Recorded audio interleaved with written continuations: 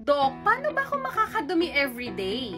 In this modern society, marami po ang nakakaranas ng hindi dumudumi araw-araw.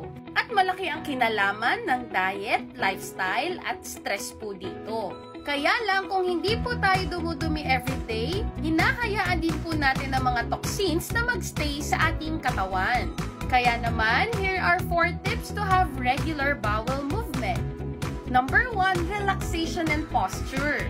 Always remember that hindi po healthy ang sapilitang paglabas ng dumi. Mahalaga na malaman po natin ang tamang posisyon every time na dumudumi po tayo, na kung saan kailangan mas mataas ang ating tuhod kaysa sa balakang para makalabas ng ayos ang ating dumi. Pwede po tayo maglagay ng maliit na upuan para dito. Number 2, pag-inom ng kape. Make sure lang na ito po ay black or brewed coffee, hindi 3-in-1, walang halong creamer, at hindi sobrang tamis. There's this 2021 study na kung saan ang compound na makukuha natin sa kape ay nakakatulong pabilisin ang paggalaw ng bituka sa ating bowel movement. Pero kung ikaw ay may kidney stones at ibang effects sa iyo ng caffeine, hindi ko po mai-recommend ang coffee.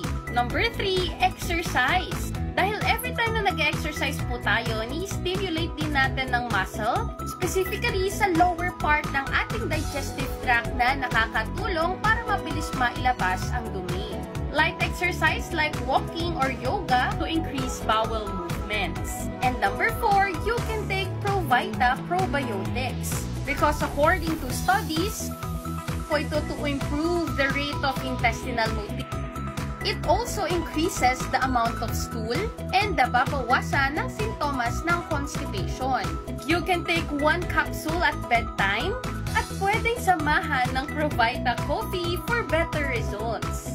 Prevention is always better than cure. Stay healthy po!